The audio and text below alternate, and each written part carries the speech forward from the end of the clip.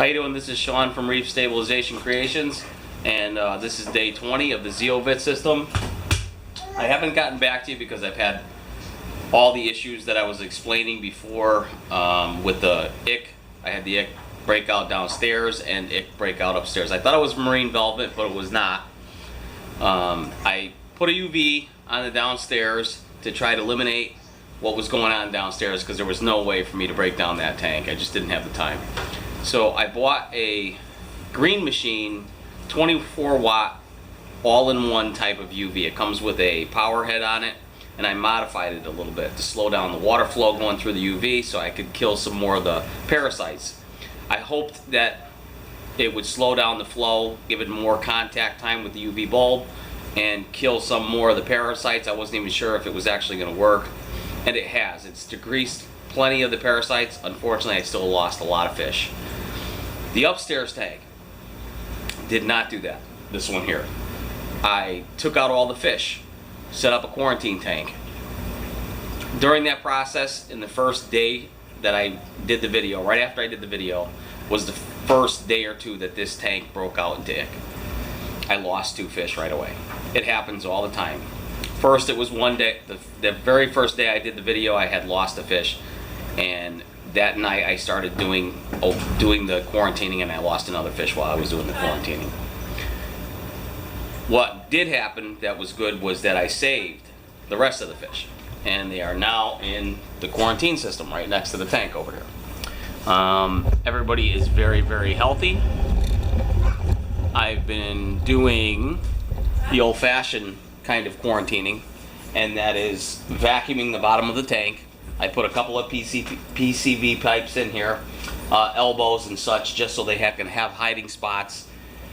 I can tell they're getting real healthy because they're getting very feisty, the tanks. Even the angelfish. The angelfish is actually attacking the tanks, and that's common.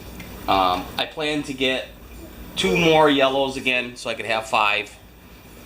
And I plan to get a sailfin fish. And these guys, I think, are going to go downstairs. Now that I've had the complete wipeout for the most part downstairs, I have very little fish downstairs. And these tanks will actually prove more beneficial in a soft coral tank where things can get a little bit more hairier, I should say, with algae and outbreaks, and they'll be a good cleanup crew.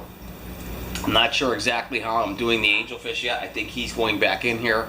Hopefully he'll withstand who's coming upstairs, because upstairs I'm going to put my purple tang if I can catch him and he stays healthy. I'm still having little bits of ick, but the UV has definitely changed the water quality downstairs.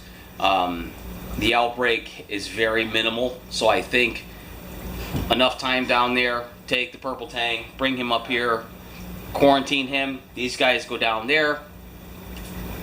I should have a pretty good setup that way. It just makes more sense. This system's pretty small.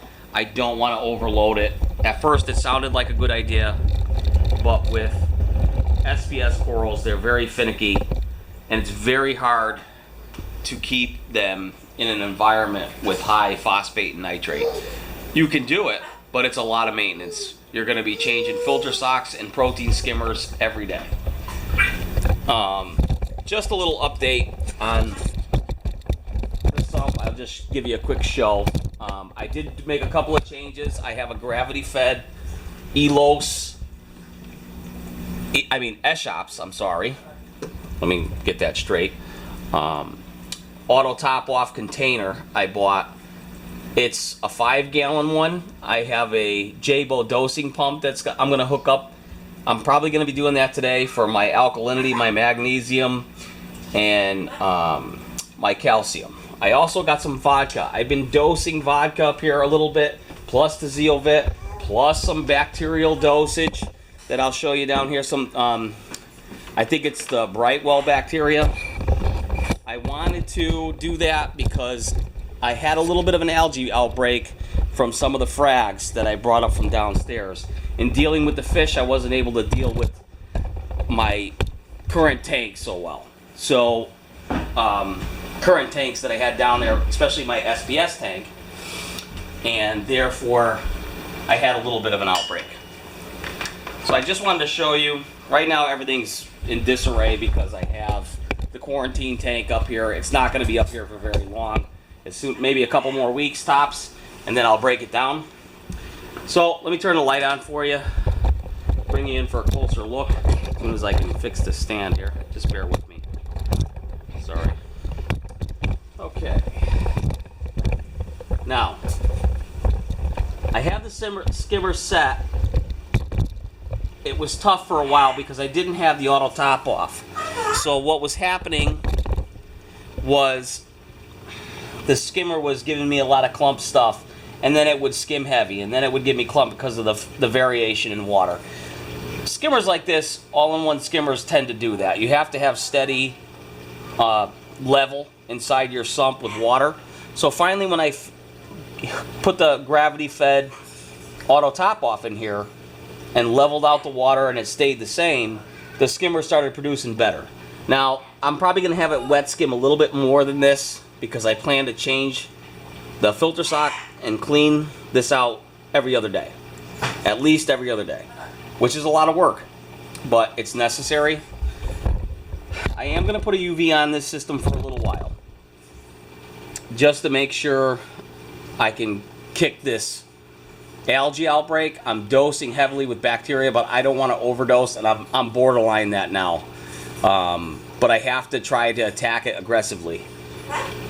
Now, I made a lot of mistakes setting this up, and it's just by, especially with the tangs when I bought the ick. When I bought the yellow tangs, because normally you'll quarantine fish. Now what happens is, and everybody knows this, if they go to their local fish store, they have a nice setup there that has a UV on their system, and then it kills all the marine ick, and the fish look healthy, and they're healthy for a whole year. So you buy fish there, you bring them home, and they're totally healthy. You can put them in your tank, no problem. Then all of a sudden the store doesn't change their bulbs, and they develop ick throughout their tanks. Now, you tend to, whether it is just planned ignoring or just laziness, buy the fish, put it in your tank, and that's what happened here. I know better than that, and I should have taken precautions when I bought the fish right away. That is totally my fault. I shouldn't have made that mistake, and I won't. After the years of having problems, you learn to not make those mistakes. So I will not make those mistakes again. I have a quarantine tank set up. I just been trying to get back to work and things, and life becomes very busy when you have a new little one. So I'm gonna keep up with what I've got going now. Everything's starting to come in order. Believe it or not, the algae outbreak that I had up the top is already starting to dissipate. I did put all of my hard corals in. Now, I am a cheaper reefer. I'm not one of these guys that has a lot of specialty pieces. I do have some good pieces. I have an Oregon Tort. I don't think you're going to be able to see it with the spectrum that is on this tank right now. I don't want to have a higher spectrum on here, so I only have the Kessel on, and that is so that I won't have a humongous algae outbreak. I do have a certain spectrum come onto the tank at certain times that isn't so bad. But I have some green slimer scattered throughout. I have a red planet in the back. I have a couple of Hawkins. Let's see. I have a pink lemonade in the back. I have some stylophora. I have some bird's nest. A few other pieces I can't think of.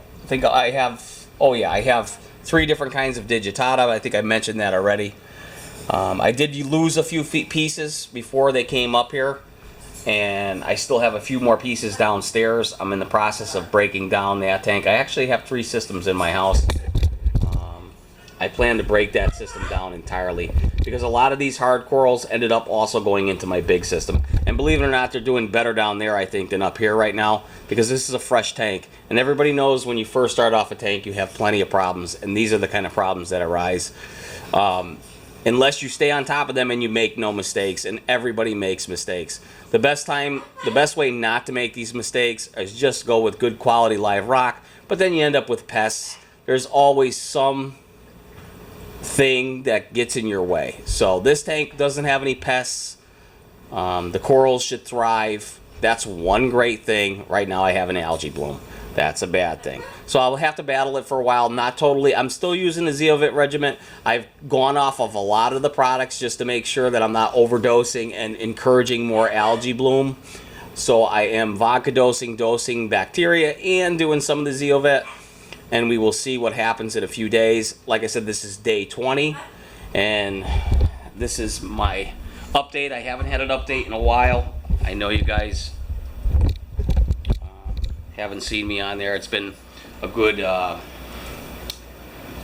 20 days, 10 days since my last update. I forget which last one was. It might have been day 9. So this is day 20 of the zeovit with this system. I want to get it all organized. I have the apex mounted on the wall now. I've tucked the wires over there. They're nice and organized. It's great on a board. I don't know if I want to mount them to the wall. I might design something so they can just be mounted to the wall rather than have that board system. But the board is nice and sturdy, so it's nice that it's tucked away like that. I have this shelving system over here, which is going to come in handy. It's an older shelving unit, but it fits right there perfectly. Once this is out of here, it'll look all organized again once I have the quarantine tank out.